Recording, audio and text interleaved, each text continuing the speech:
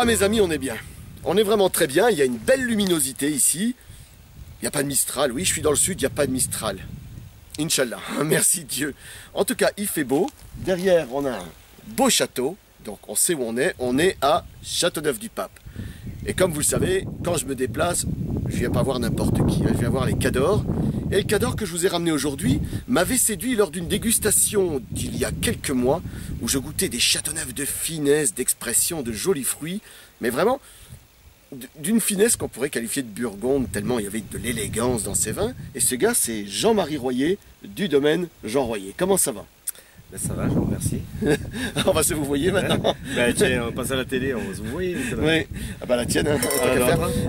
Je suis venu te voir parce que j'avais été vraiment séduit par ces vins, puis je dis je vais quand même venir voir comment bosse ce bonhomme, quelle est sa philosophie, son approche du terrain. Puis en fait, elle est toute simple. Toute simple. C'est l'histoire d'un homme. C'est clair. On va dire un peu comme Coluche, c'est l'histoire d'un mec. C'est clair, c'est clair. Donc tu t'es installé un peu vigneron, je vais pas dire par hasard, mais un peu comme ça, un peu... Un petit peu aussi. Ouais, un peu par hasard, un peu par mélange. En fait, la famille disposait de vignes et tu ne le savais pas vraiment. Non, c'est clair, j'étais pas vraiment tombé dans la marmite. Voilà, pas de culture vin, pas de culture vigne. Pas du tout. Vu que les vignes familiales étaient en métayage. Pas du tout. Si ce n'est des petits travaux d'été, comme tout ado qui veut se faire sa petite pièce, mais sinon pas plus. Voilà, un peu d'effeuillage, des trucs comme ça, voilà, quelques vendanges, un petit peu travailler derrière les tracteurs, un petit peu de mise en bouteille. Bon, bref, évidemment, quand on habite Châteauneuf, forcément, c'est plus facile de trouver du boulot là. Ouais, que dans la mécanique ou l'aviation. Hein. Bien d'accord, c'est pas non plus désagréable. Et voilà, donc quelque part ça te plaît, enfin ça te laisse pas indifférent, tu dis je vais m'installer comme vigneron, c'est là que tu apprends qu'il y a des vignes familiales et tu te dis, bah, tant qu'à faire. Disons qu'en ayant été élevé par ma mère, plus ou moins à l'écart des vignes familiales, c'est sûr qu'à un moment donné, quand il a fallu prendre une direction professionnelle, je me suis tourné vers ça naturellement. Et puis j'ai dit, pourquoi pas. Et c'est là donc tu fais ton parcours viticole. À 21 ans, tu te retrouves à la tête du domaine, aux manettes. Oui. En gros, tu sais pas comment t'y prendre. Et puis tu dis, bah, il faut y aller. Il faut y aller, avec toute la fougue de sa jeunesse, quoi. Et l'inconscience, l'insouciance, tu disais tout à l'heure. Complètement, avec une insouciance folle. Et heureusement d'ailleurs qu'on ne le sait pas, puisque on ne sait pas toutes les difficultés que l'on va rencontrer au fur et à mesure de ces années. Mais c'est ce qui te fait devenir un homme. L'homme que tu es. Aussi bien tes succès que tes défaites. Quoi. Et tu apprends de tes erreurs, tu te construis comme ça. Tu te construis. Et il y a une année quand même qui est loin d'être l'annus horribilis pour toi, qui est une année magnifique, qui est 2000. Oui, l'année 2000. 2000, donc tu décides de travailler avec Philippe Camby pour des raisons, donc qui est quand même un concours de circonstances. Philippe revient dans la région et on se connaît, on a joué au rugby 25 ans. En arrière et pas au même poste. Pas au même poste, non. Il y a qu'à nous regarder. C'est pas le même physique, ouais, c'est pas le même regarder. Physique, ouais. Et puis voilà, la rencontre de mon épouse. Coucou ma chérie. Qui est là-bas, ouais. Et ça vraiment qui me fait un peu me ranger, on dira. Des vélos. Voilà, des vélos pour être poli. Et enfin démarrer une vie avec des projets.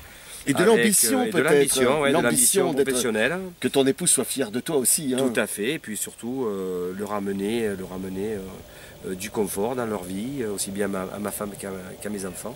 Et là de suite, tu pars sur un style de Châteauneuf de finesse, d'élégance, parce que tu as le modèle bourguignon des vins. Voilà, je suis plus inspiré par le modèle bourguignon que par d'autres régions viticoles. Et j'essaie de mettre en place un style de vin qui me plaise d'abord, premièrement, qui me corresponde. Et la meilleure façon d'appréhender tout ça, ça a été de réfléchir à ce que chaque parcelle pouvait me donner, chaque cépage. C'était la meilleure des façons d'appréhender mon domaine. Oui, et puis tu vas t'amuser à travailler à ce moment-là, à réfléchir au parcellaire, à ce genre de choses-là, et à envisager le travail autrement. En tout cas, moi, quand j'étais venu à cette petite dégustation, j'avais été séduit par justement le caractère bourguignon des vins. J'avais dit à Michel, qui est le directeur de l'interprofession, salut Michel, j'ai dit mais c'est qui ce bonhomme qui fait des vins comme ça? Puis on se présente, tu étais avec Rémi Martin, ton ami du rugby, et je suis tout de suite séduit, j'ai dit il faut absolument que j'aille voir ce bonhomme, et puis voilà, c'est chose faite aujourd'hui. En fait, dans ton approche du travail, il n'y a rien de spectaculaire, il n'y a rien de révolutionnaire. En fait, tu travailles ton terroir, tu es très proche du bio, tu m'as dit. Oui. Voilà, tu désherbes ça et là quand il y a un problème d'herbe, mais tu travailles surtout, je vais dire, le plus possible le soufre sec. On y vient et puis on change nos moyens de travailler. Donc beaucoup de travail du sol, hein, voilà, parce que là, tu vois, j'ai peine à rester debout parce qu'on s'enfonce. On n'est pas loin de rejoindre la bio, mais sans pour autant vouloir le revendiquer. C'est juste une question de respect de notre sol, de notre terroir et de tout ce qui nous amène. Ça se fait naturellement. Il faut juste en avoir un petit peu les moyens parce que ça demande quand même beaucoup d'investissement en termes d'humains, mais aussi au niveau financier. Ouais. Donc il faut se construire tout doucement. Ça fait toujours partie de nos ambitions. C'est certain. Et même chose, dans tes chais, il n'y a rien de très spectaculaire, des cuves. Tu disais, à part le bonhomme, rien n'a changé. C'est vrai. Du tout. Je pense que la priorité venait à ce que moi, je prenne conscience que j'avais un bon outil entre les mains, que je le décide. Beau terroir aussi, hein, parce que c'est joli. Changer, bien sûr, mais bon, on reste que des exécutants. On a la chance d'être sur un superbe terroir. C'est la nature, la patronne. Nous ne sommes que de passage et évidemment, on fait plus ou moins bien, mais dans tous les cas, c'est du pain béni pour nous que d'être sur Châteauneuf et de profiter de ces beaux cépages et de ce beau terroir. Oui, et puis de ce beau temps aussi, tant qu'à faire. On a de la chance, on est des gâtés de la vie. En tout cas, moi j'ai fait une dégustation chez l'ami Jean-Marie. J'ai goûté de très bonnes choses. J'ai été surpris par un truc qui s'appelle le Petit Roi, que tu revendiques toi en vin de France. C'est un vin de France, oui. Je veux dire que pour moi, au niveau de bien des Châteauneuf, croyez-moi, on a ce côté cerise juteuse, on a un côté, cette friandise, j'ai envie de dire, sans entrer dans le côté bonbon. Ça reste un vin parce qu'il y a des tanins, il y a de l'acidité. Donc j'ai envie de dire, tu imagines très bien un beau rum steak là-dessus et puis que ça accompagne, parce que pour moi, la destination du vin, c'est quand même la table. C'est pas les bars à vin branchouilles, c'est vraiment la table avec le repas et les copains qui vont avec. Mais le vin que j'ai décidé de présenter, que tu portes si chèrement comme tes enfants, mais voilà, c'est là que mon bébé. Hein. C'est ton enfant. Et il te ressemble bien. Hein. Ouais. Voilà, c'est la cuvée Prestige du domaine en 2010. Donc c'est une cuvée, je veux dire, avec les raisins qui viennent d'ici. Donc du bois de la ville. Bois de la ville. Bois de la ville. On est sur le sud de l'appellation. Sur le sud de l'appellation. On est sur le sud de l'appellation, plutôt galets roulés, sol alluvionnaire. Tout à fait. Voilà, et avec des très vieux grenages qui ont été plantés en 1900. Ceux-là, c'est pas les plus vieux, mais on est dans les années 78 environ. Ouais, d'accord. 78-80.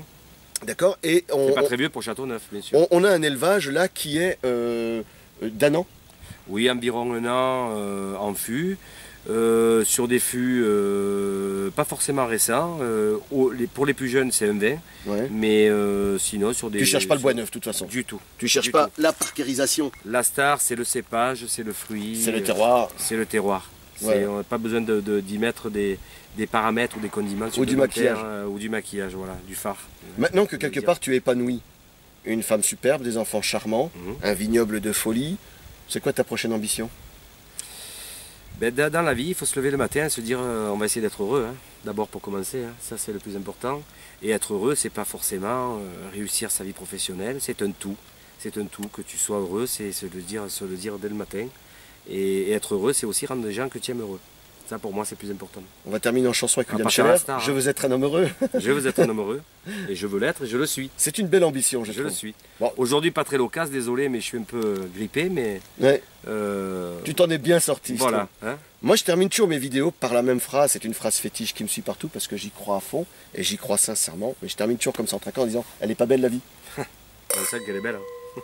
À bientôt, mes amis. Santé. Santé à vous. Voilà.